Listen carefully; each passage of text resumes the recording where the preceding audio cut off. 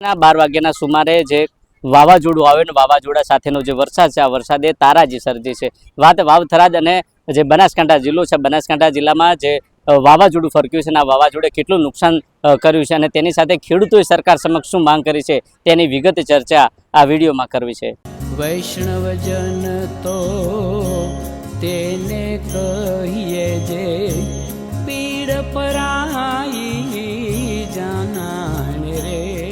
નમસ્કાર, હું છું દિનેશ ઠાકોર. નવજીવન ન્યૂઝમાં આપનું હાર્દિક સ્વાગત છે. વાત જે વાવાઝોડું છે વાવાઝોડાની છે. ગત રાત્રિએ 12 વાગ્યાના સુમારે જે વાવાઝોડું આવ્યું, આ વાવાઝોડે જે ખેડૂતોના શેડ હતા, ખેડૂતોના મકાન હતા, ખેડૂતોના ઢાળિયા હતા, તેને વ્યાપક નુકસાન પહોંચાડ્યું છે અને ખેડૂતોને પાયમાલ કર્યા છે. એટલું જ નહીં, ખેડૂતોનો જે ઉનાળો જે પાક હતો, આ પાક પણ પલાળતા ખેડૂતોને વ્યાપક નુકસાન થયું છે. ત્યારે બીજી બાજુ થરાદ જિલ્લો હોય કાં તો બનાસકાંઠા જિલ્લો હોય, આ બંને જે જિલ્લાઓ છે, જિલ્લાના જે ખેડૂતો છે, ખેડૂતોને વ્યાપક નુકસાન પહોંચાડ્યું છે. ત્યારે બીજી બાજુ જે ખેડૂત આગેવાન દોલાભાઈ કાગડા છે, આ દોલાભાઈ કાગડાએ સરકાર સમક્ષ કયા પ્રકારની માંગણી કરી છે તે પણ તમે સાંભળો.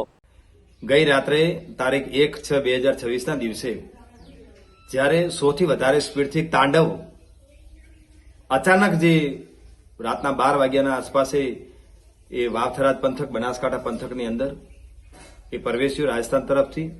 સાથે સાથે વરસાદ અને એટલી સ્પીડથી પવન હતું કે જેનાથી લાખો વૃક્ષો ધરાશાયી થયા છે. ખેડૂતોના જે પશુઓને બાંધવા માટેના જે શેડ હતા, ક્યાંક રહેણાંક ગરથાર હતી, જે ઘર હતા, એ તમામે તમામ એવા ઘણી જગ્યાએ સંપૂર્ણ ઘર એ નુકસાન પામ્યું. એવા પણ સમાચાર મળી રહ્યા છે કે પશુઓ બાંધેલા હતા સતરાલા ગામની અંદર એક ઝાડ નીચે ભેંસ બાંધેલી હતી, એના પણ એ વિઝ્યુઅલ આવ્યા છે, ફોટા આવ્યા છે, એના સમાચાર મળ્યા છે. વરણ ગામની અંદર મારા બાજુના એક સેવક રબારી સમાજના હતા, એ પરબતભાઈનું પણ ગઈ મોડી રાત્રે આ વાવાઝોડાની અંદર એક અવસાન પામ્યું છે. આવા અનેક જગ્યાએ જાન માલ મોતના તમામ જગ્યાના બહુ મોટું નુકસાન, લાખો પશુઓ પક્ષીઓ એ ખરેખર આ તાંડવની અંદર સમાઈ ગયા છે.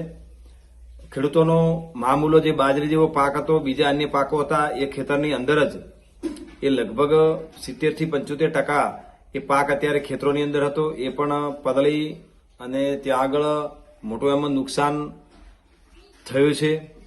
સાથે સાથે સાધનની અંદર ક્યાંક મૂકેલા હતા પતરાનો શેડ, એ તૂટી પડવાથી, ક્યાંક જે ઘર હતું એ તૂટી પડવાથી એ ખેડૂતોને એ પણ ઓજારોની અંદર પણ એક મોટું નુકસાન થયું છે. આ તબક્કે તંત્ર દ્વારા ગ્રામસેવક સાથે વાત થઈ, તલાટી સાથે સવારે વાત થઈ. વાત જાણતી મુજબ આ લોકોને સર્વે માટે જ્યારે આદેશ આપવામાં ટીડીઓ મારફતે આવ્યા છે, ત્યારે એવું કહેવામાં આવ્યું છે કે ગામતળની અંદર ક્યાં ઘર વખની અંદર કંઈ નુકસાન થયું તો એની એ તપાસ કરવામાં આવે ને એનો રિપોર્ટ કરવામાં આવે. પરંતુ ટીડીઓ સાહેબ કે આ જેણે બી પરિપત્ર બનાવ્યો હોય એને કદાચ ખ્યાલ નહીં હોય કે બનાસકાંઠા વાવ-થરાદની અંદર એ આંતરિયાળ વિસ્તાર હોવાથી એ ગામતળની અંદર કોઈ રહેતો નથી અને ગામતળની અંદર પશુપાલનનો કે ખેતી કરવી પોસિબલ નથી. ત્યાં માત્ર એ ઉકરડા થઈ શકે છે, એટલી જગ્યા હોય છે ગામતળની અંદર. અને આ સમયે જો સર્વે કરવાનો હોય, ખરેખર ખેડૂતોને મદદ કરવાની હોય, તો સાચી રીતે મદદ કરવા માટે દરેક ખેતરે જ્યાં બી નુકસાન થયું હોય, જ્યાંથી એ અધિકારીને સમાચાર મળે ત્યાં જઈ સ્થળ ઉપર ને એ બી ખેતરની અંદર જ હશે, ત્યાં આગળ જે બી નુકસાન થયું હોય તમામ ખેડૂતને સર્વે કરી એની યોગ્ય વળતર આપવામાં આવે.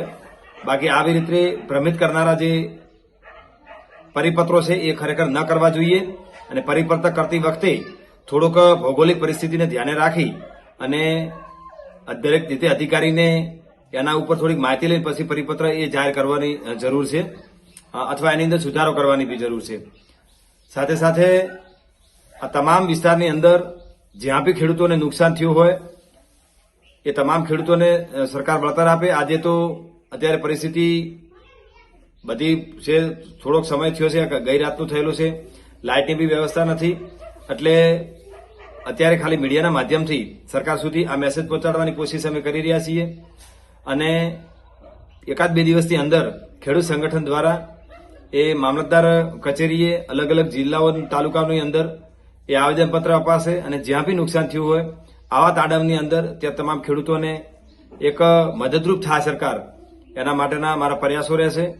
અને આની અંદર ક્યાંય કાચું ન કપાય અને જે બી સાચી રીતે ખેડૂતોને નુકસાન પામ્યું હોય એ તમામને મદદ થાય, જે બી નુકસાનીની ભરપાઈ થાય એવી આશા સાથે જય હિન્દ જય ભારત. તમે જુદી પ્રકારે ખેડૂત આગેવાન દોલાભાઈ કાગડાનું કહેવું છે કે અવારનવાર કમોસમી વરસાદ હોય, વાવાઝોડું હોય, ખેડૂતોને વ્યાપક નુકસાન પહોંચાડે છે. અને આ ગત રાત્રિના 12 વાગ્યાના જે સુમારે જે વાવાઝોડું ફરક્યું, ના વાવાઝોડે ક્યાંક ને ક્યાંક જે પશુઓ બાંધવાના જે શેડ હતા, આ શેડના પતરા ઉડાડ્યા, શેડને નુકસાન પહોંચાડ્યું. એટલું જ નહીં, જે ખેડૂતોના મકાન હતા, મકાન ધરાશય થાય. એટલું જ નહીં, જે ડીસાનું જે વરણ ગામ છે, આ વરણ ગામમાં એક ખેડૂત રાત્રિના સમયે પોતાનું જે દાદીમા હતા, દાદીમાનું જે 12મું હતું, ના 12માના માટે જે સામાન લાવેલો હતો, સામાન લેવા ગયો હતો અને અચાનક દિવાલ પડતા ખેડૂતનું મોત થયું છે. ત્યારે બીજી બાજુ આજે ખેડૂતોને વ્યાપક નુકસાનને લઈને ક્યાંક ને ક્યાંક જે સરકાર છે, આ સરકાર તેમને સહાય આપે તેવી માંગ કરી છે. જોઈએ આવનાર સમયમાં આ જે નુકસાન છે, આ નુકસાનને લઈને સરકાર ખેડૂતોને વારે કેટલી આવે છે તે તો આવનારો સમય બતાવશે.